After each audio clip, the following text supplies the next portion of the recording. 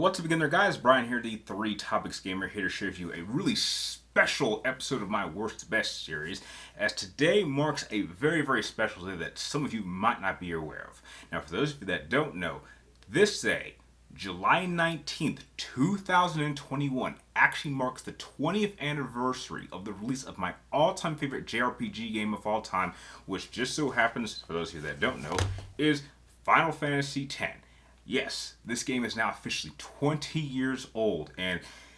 it is only my second favorite video game of all time. And heck, I own more copies of Final Fantasy X and X-2 than any other game I own. I mean, this game is so special. I own it on almost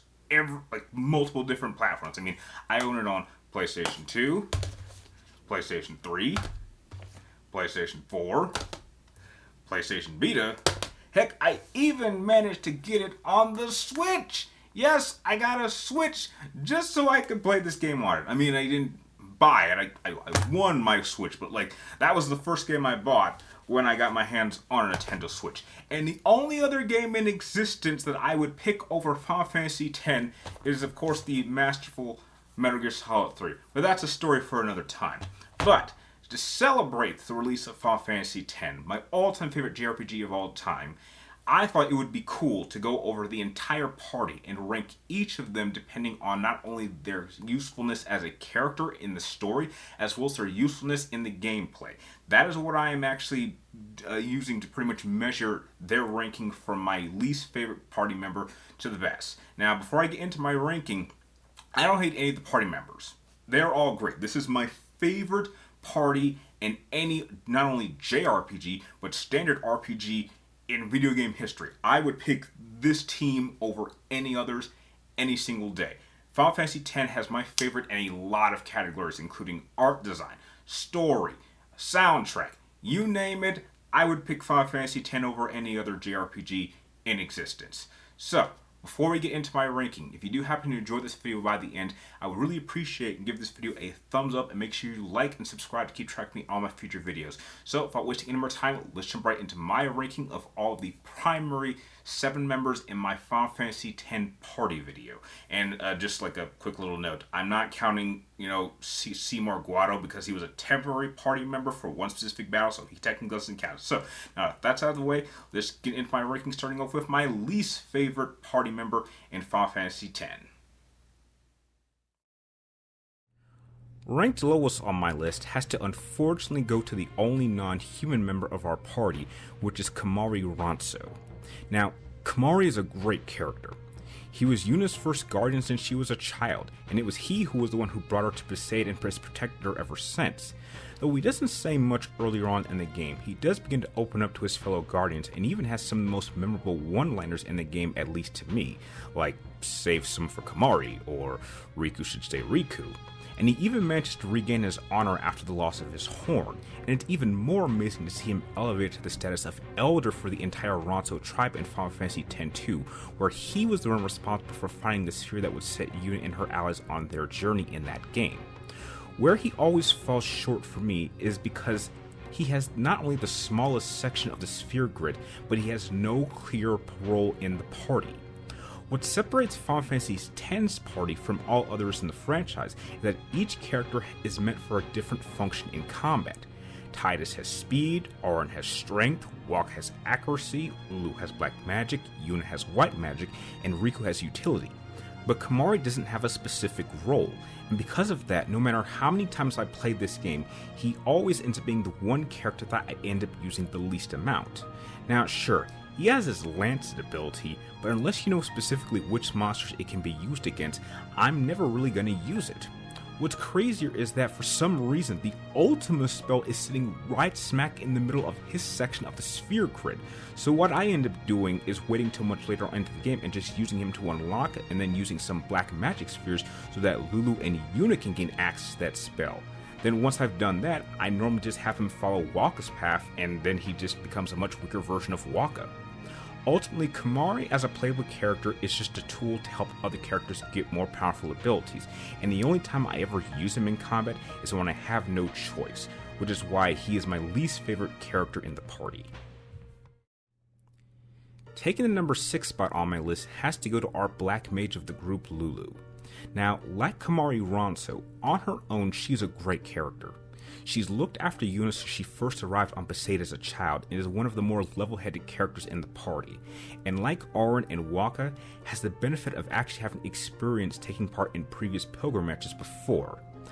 Unfortunately, her 2 prior pilgrimages both ended in failures, with one of them ending with her summoner actually dying in the process even before getting to Zanarkand, which for Guardian is extremely devastating. Though Lulu as a character does not go through as many character development arcs as say other party members, it is nice to see Lulu being willing to not only talk about her past, but to find the strength to face her greatest failures as a guardian, and there's even something that can be said about her becoming a mother in Final Fantasy X too, even though she doesn't really have much screen time in that game. Now in combat, for a good portion of the game, Lulu is very useful in a number of key combat scenarios, being the party's primary offensive magic user, but her role can be unfortunately replaced if you choose to start teaching Yuna some of the black magic spells. Now, I don't know how this happened, but if you choose to start teaching Yuna how to start using black magic spells, it becomes very clear that she is way more powerful than Lulu in the magic department. And now having a character that can use both black magic, white magic, and summonings, I found myself using Yuna more often than Lulu, and just like Kaimari, I tend to only level her up just so Yuna can get access to those black magic spells. But that doesn't change the fact that for the majority of my time playing Final Fantasy X, Lulu was not only a good character to watch over the course of the story, but she did do her job very well when it counted, which is what gives her the 6th spot on my list. Taking the 5th spot on my list has to go to the youngest member of our party, Riku. Now, not only being an Al Bhed, but Yuna's direct first cousin, places Riku in a key position of helping Titus and the player understand key elements of spirit when they first arrive.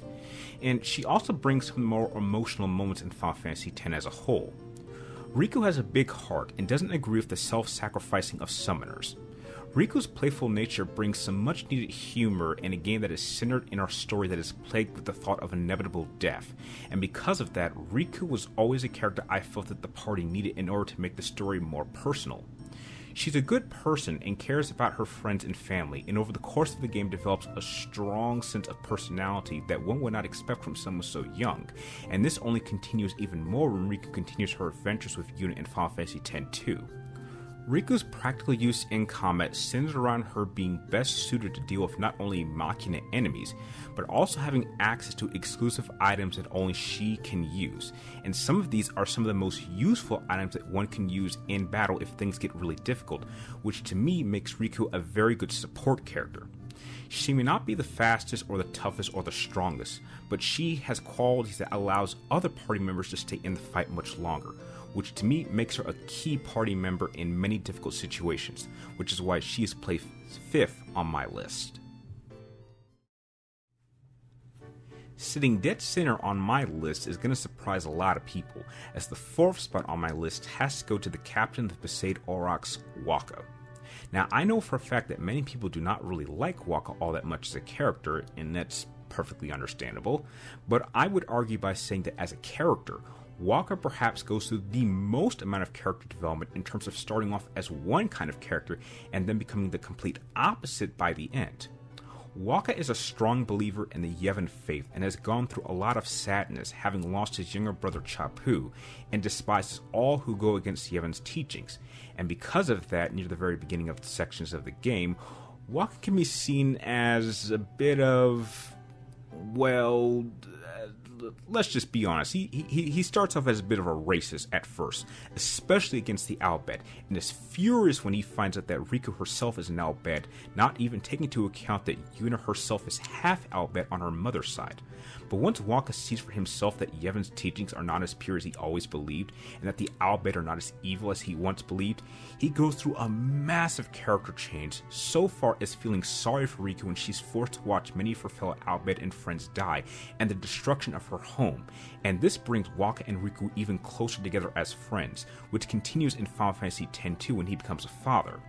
In combat, Waka is the most accurate character in the party, and being only one of 3 party members who can fight on both the ground and in the water, along with being able to hit any opponent from any distance, makes Waka an effective party member to go on the offense.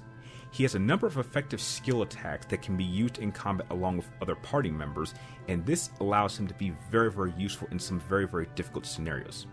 He also has a number of effective abilities if you choose to recruit him as being part of your Blitzball team in free agency, but that's something that I find most people not really doing all that much. While I perfectly understand why some people may not like him as a character, or in some cases think that his overall design as a character is rather ridiculous, he has many layers that makes him a very, very endearing character to me, and has some of the most memorable moments throughout the game, for me at least, which to me is enough to grant him the number 4 spot on my list. Taking the 3rd spot on my list has to go to the main protagonist of Final Fantasy X, Titus. And yes, I'm going to continue to call him Titus. I'm not going to call him Titus, even though I know that some people like to pronounce his name that way, but heck, I've been saying Titus since I was a kid, and that isn't going to change anytime soon, ever. Now, many people have stated that Titus serves as just the audience, as merely being used as a plot device to help explain things to the player, but they couldn't be more severely wrong. Though it is true that a lot of the exposition is given in the game is meant to be given to both him and the player as terms of information, but Titus is his only fully realized character who has his own personal connection with the game's main antagonist, and that makes him a key element for why this game has always remained my favorite story out of any JRPG ever told. Early on, it is clear that Titus is a person who has had a very tough upbringing, having lost his mother at a young age and not having such a great relationship with his father, and since then has done everything in his power to try and surpass him, which to me is something that I personally can relate to. After Sin attacks Zanarkand and he ends up in Sparrow, all he can think about is trying to get home. But over the course of the game, this changes, and this leads to Titus becoming truly committed to acting as one of Yuna's guardians, wanting to help her stop Sin. And once the revelation of his creation is revealed, he still pushes forward even though he knows that it will eventually lead to him disappearing, leading to the first time in the franchise where the ending concluded on a somewhat sad note. Though many view Titus as an awkward teenager with daddy issues, this is something that I believe he does overcome by the end, and he fully establishes himself as being one of the most important characters in what he calls his story. In a surprising way, he shares some personality traits with a younger version of Ornn, who did protect him for 10 years while he grew up in Zanarkand. In combat, being the primary speedster of the team, he is the perfect starting character, which means that in 80% of all the fights that I play through over all my playthroughs, he's usually always out first. And because he is able to set up other characters, this allows me to actually perform much better in some of the much tougher boss fights. He possesses my overall favorite overdrive in the entire game in the form of Blitz Ace, and being a driving motivation for why Yuna's journey in Final Fantasy X-2 even starts. It may be true that he's not my favorite protagonist in the franchise, but he nevertheless is an important part for why I've continued to enjoy Final Fantasy X after 20 years, and will certainly remain so for many years to come, which helps him earn the number 3 spot on my list. Taking the number 2 spot on my list has to go to Lady Yuna the Summoner. Out of any character on this list, Yuna, perhaps at least in my playthroughs, always ends up being the most versatile party member of the entire team. Because for me, in the later stages of the game, she ends up taking on the most responsibilities as a combatant, as being the team's healer, offensive magic user, and summoner. As a character, much like Titus, who follows his father's journey to become a great blitzball player, Yuna ends up following her own father and wanting to become a summoner to defeat Sin, even though she's fully aware that completing the pilgrimage will lead to her eventual death.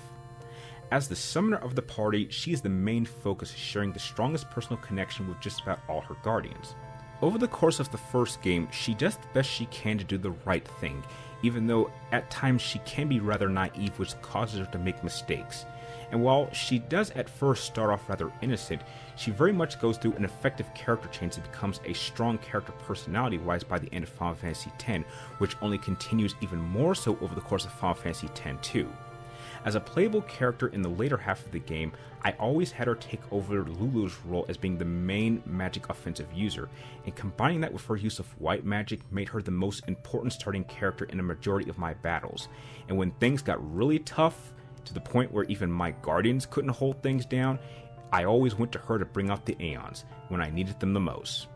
Yuna is a clear example of how to create a character who has the most potential of any character in the game, while still keeping her down to earth and vulnerable when the moment calls for it. She is the one character who needs protection the most, but is not afraid to stand up and fight side by side with her guardians in the toughest moments. It are these key reasons that many people consider Yuna to be the true main character of the entire Final Fantasy X story between the two games. And while I won't go so far as to say that, she certainly is deserving of being one of the most beloved protagonists in the entire Final Fantasy franchise, which to me places her slightly outside of the number 1 spot. Taking the number 1 spot on my list has to go to the greatest guardian who ever lived, Ornn, who is not only my favorite party member in Final Fantasy X, along with being my favorite Final Fantasy character of all time, but he is a top contender of being my favorite video game character of all time, rivaled only by Big Boss from the Metal Gear Solid franchise. While Ornn's role during combat is certainly not as spread out as someone like, say, Yuna, as Ornn is simply the spear tip of my main offense, easily being the most physically strong and toughest character in the party, it's his life story that elevates him to the top of my list, and that is what made me fall in love with the Final Fantasy franchise to begin with. It wasn't its gameplay mechanics, it was his story.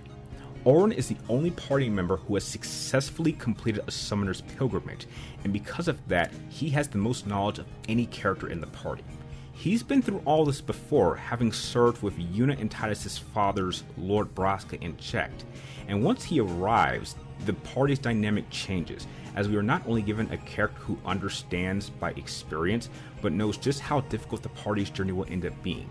And even though he certainly has a chance of experiencing new things that didn't happen during his first pilgrimage, he always manages to keep a cool head in even some of the most difficult moments. What's more is that Ornn is a character who is driven by regret and in my eyes seeks some kind of redemption. As a younger man, he was much like Waka and Lulu and Yuna as a strong believer in Yevon, but learned as they did that the teachings were not as good as many would want to believe. He was forced to watch his 2 closest friends die, realizing that they were tricked into giving their lives for nothing, and when he tried to avenge them, he himself was struck down and would eventually lead to his ultimate death. But having made his promise to his friend Jecht to look after his son, Ornn's will was so strong that he didn't cross over to the far planes and was actually able to travel 1,000 years into the past with the help of Jecht, who had now become the new Sin, in order to look after Titus until it was time to bring him to Spira so he could help defeat his father and free him from Yevon's control.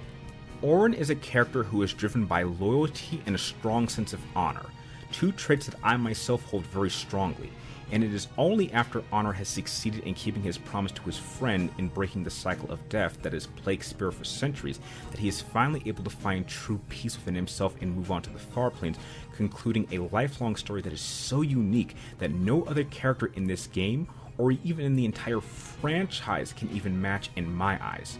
I've always felt that a prequel story going over Ornn, Jecht, and Braska's pilgrimage to defeat Sin would make for an amazing game, which would only add even more time for each individual character, along with allowing us to see Ornn's development as a character, since we only got small amounts of it over the course of the game, which is why he will always remain my favorite Final Fantasy X party of all time.